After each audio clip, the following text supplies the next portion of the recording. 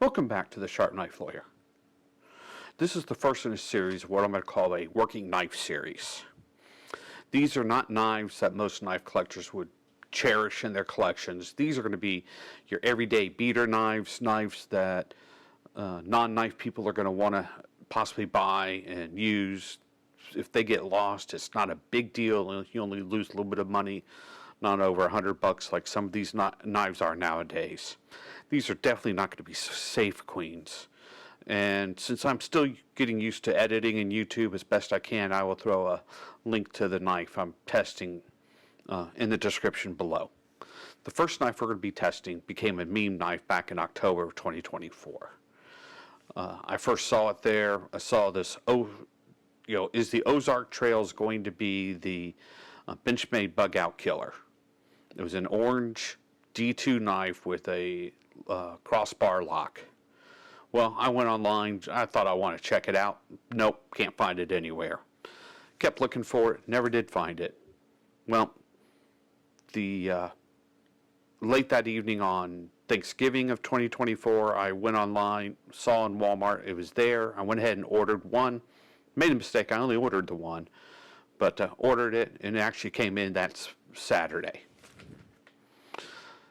Well, I decided to, as I was designing my test that I did for this knife, I decided, oh, well, I could probably use a couple more just to help dial in the test without messing up the other knives I had purchased for the test. So I went back to order it, and the week after Christmas, they are already not available again. So fast forward on to February of 2025, decided to clicked online, oh, and they are available again. So I went ahead and ordered one, and they're different. So hopefully somewhere in here will be a picture of the first one I ordered. As you can see, it's going to be a darker orange scales. There's only spot for the current pocket clip on the right hand side. There's no spot for any other second pocket clip. Then on the second ones, should be another picture somewhere around in here, or maybe both. The second one is a much brighter orange colored scales. There's a spot on the left side for if you want to move the pocket clip. I mentioned I ordered two of the newer ones. I've only got one left. I'd taken one over to my elderly father to see if he could maneuver the blade or actuate the lock bar. And lo and behold, he absconded with it. So the knives are advertised as being in D2. I have no way of testing the metal composition, so they are what they are. So what did I do? First, I started off with the best test. Yeah, I know people say it's not the best way, but it's the only way I could get numbers on the test. I did a best test at them both right out of the box. I also cut some catalog paper, good old Uline catalog paper. And so after that, went on here and I started using 1/2-inch manila rope. We cut the rope a total of 40 times. Just so you know, manila rope is one of the strongest, toughest natural materials there is for rope. Then after the knife cutting test and testing the sharpness out, I went ahead and took the knives outside. I dropped each of them from 4 feet with them closed. We'll see if they opened up or not. Then I dropped each one with a total 3 times tip down, just to see if the tip would impact, and if so, what kind of damage it would do. I also used a Tormac wet grinder so I could grind off part of the finish of the knives, so I could try to find out with the hardness files that I have to see if I could get a good read on the hardness of them. You know, lastly, I tried to determine, see what the force it took to actuate either the knife coming out of the body or actuate the crossbar lock and see how hard it was. So how'd they do? Well, let's get started. Okay, I'm going to fast forward through this section real quick. Here I'm running the test on the knives to see how they come out brand new.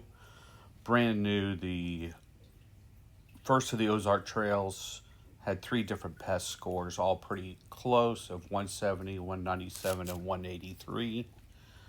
The second one was a little duller, but it came out at 201, 212, and 202. So here are the three packages that I got.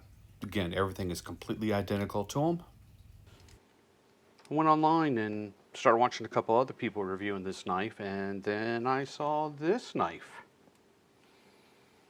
Yep, it's different. I actually purchased two of these, and here's all three packaging. I'm going to lift them up. They all look identical to me. As I can get the camera to focus here a little bit.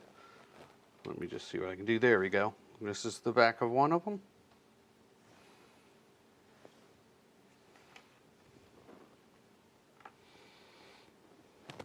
Back of another one.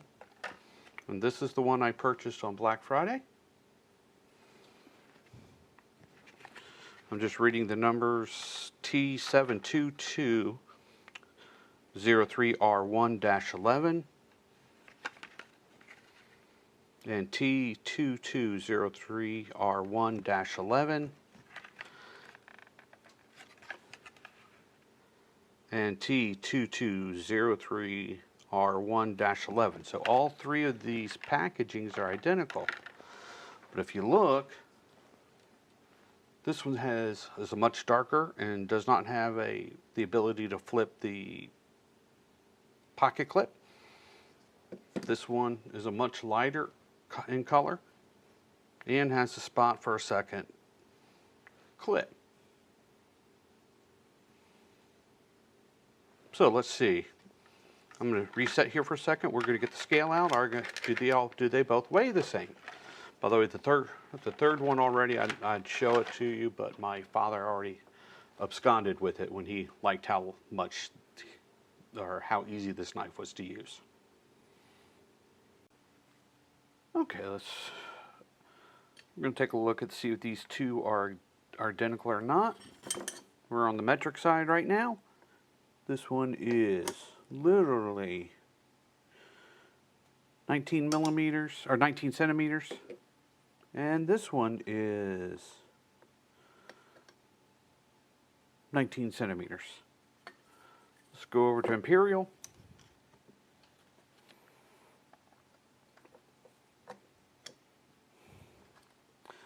And here we go, get it lined up. Literally right at 7.5.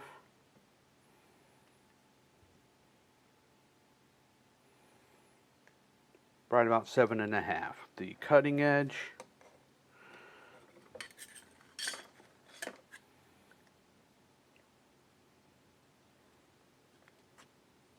From the stud to the tip is right at 3 inches. And also 3 inches.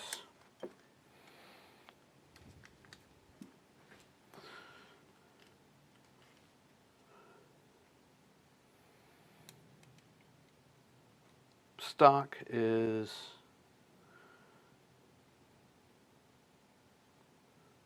11/128, and measuring on the same spot 3/32. So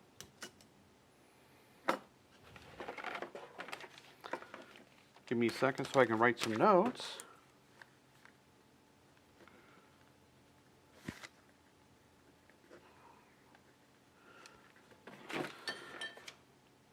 Now, I'm going to break out a micrometer for the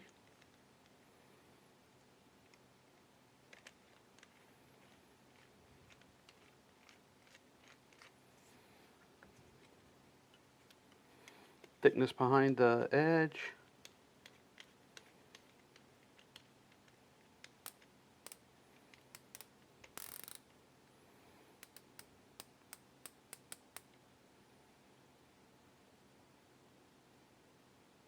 .54 millimeters.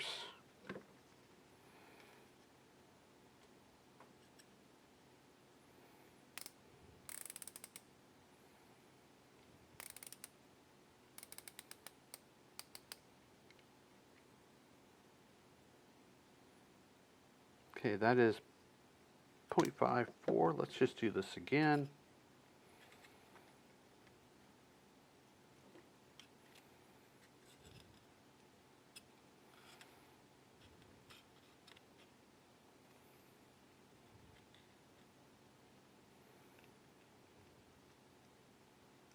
Okay, this makes a little more sense. 0.467, and I'll show you why in a minute.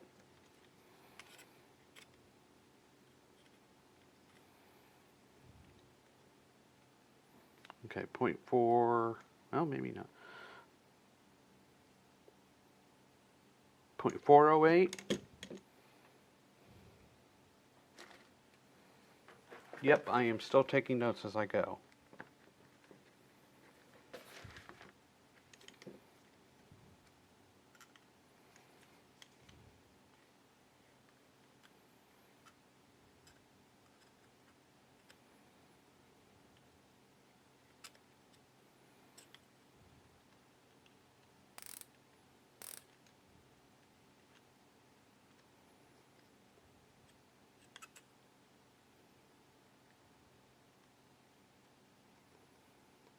Okay, 4.66.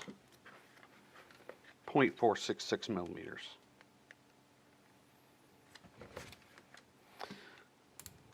Reason why I was thinking it makes sense, but let me look at, we've done the drop test. I don't know if you can see in this one, but we've got it, I'll have it pretty well on the microscope. Just see if I can zoom in here a little bit more.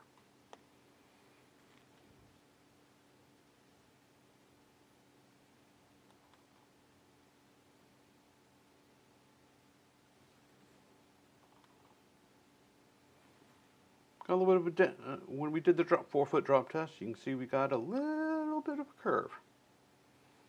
See, there we go. Yet this one dropping from the exact same height. Damage is almost minimal in comparison.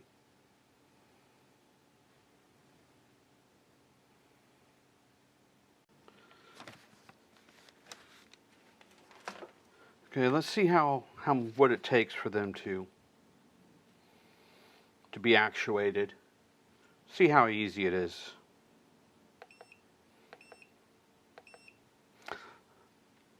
By the way, I had purchased all of this before I saw somebody else on another YouTube channel had purchased all the exact same equipment. So I wasn't copying his, I just had no idea he was doing it. But let's see how much weight it takes to push the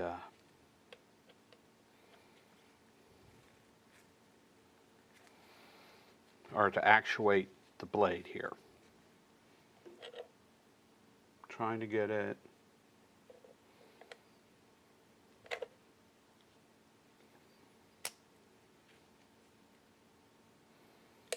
Let me just set this for peak.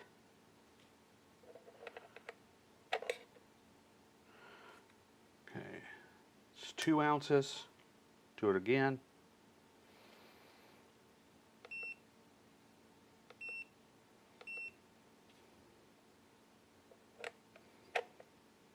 .9 ounces. Do it one more time. 1.8 ounces. Getting better every single time. Okay. Now, how hard is it to activate this button lock?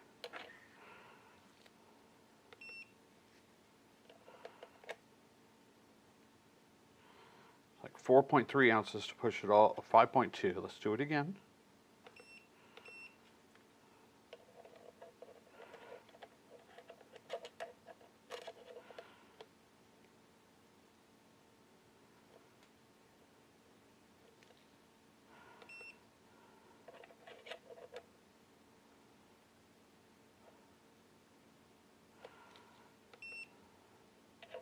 Okay, so this was taken about between 3.5, 4.5 ounces. Let's check this other one. We're going to, are the springs the same? They reset back to ounces.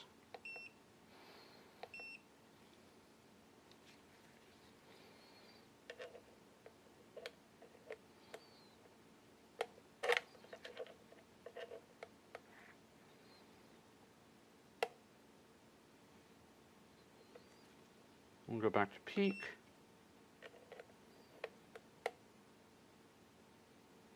It's 4.6.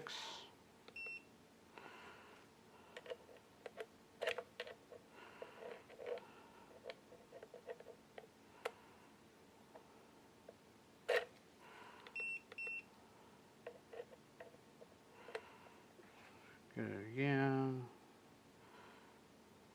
Yeah, I'm not. That one took 8.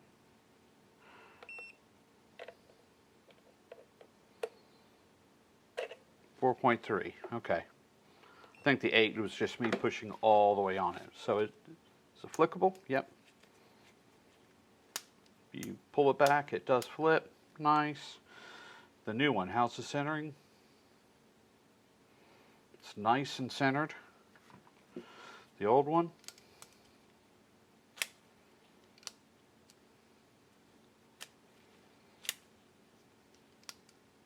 nice. Now this one's already been through the drop test, so even after it being dropped, it is still nice and centered.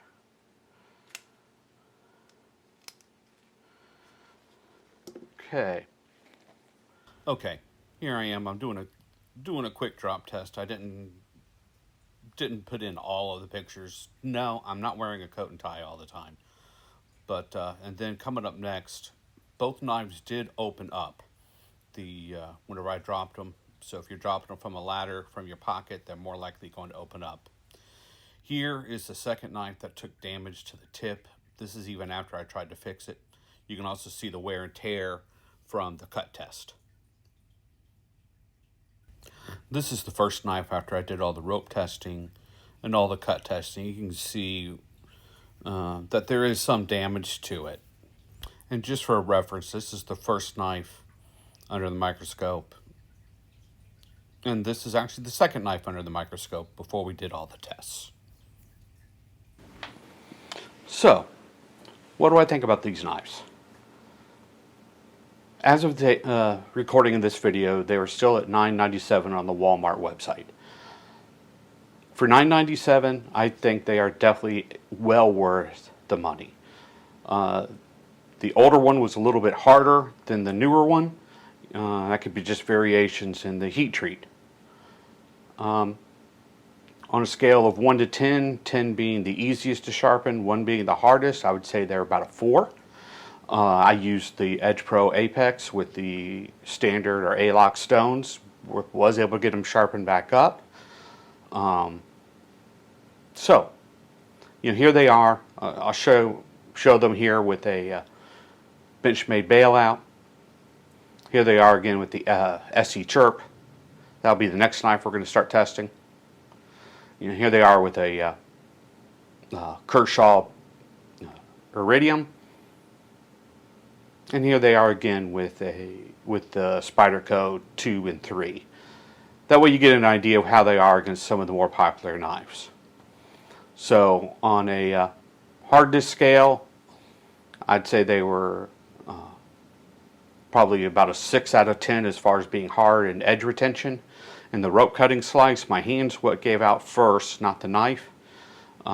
They actually retained their edge very well, so I do suspect this could be D2. That being said, if you find this video interesting, please hit the like button, press the bell for notifications, and before I forget, I did not show the file test because it was inconclusive. I couldn't get the files to bite on anything. I have a feeling it was user error. So again, I hope you like, subscribe, and share this video with your friends. Again, this is Sharp Knife Lawyer, and I look forward to seeing you again soon.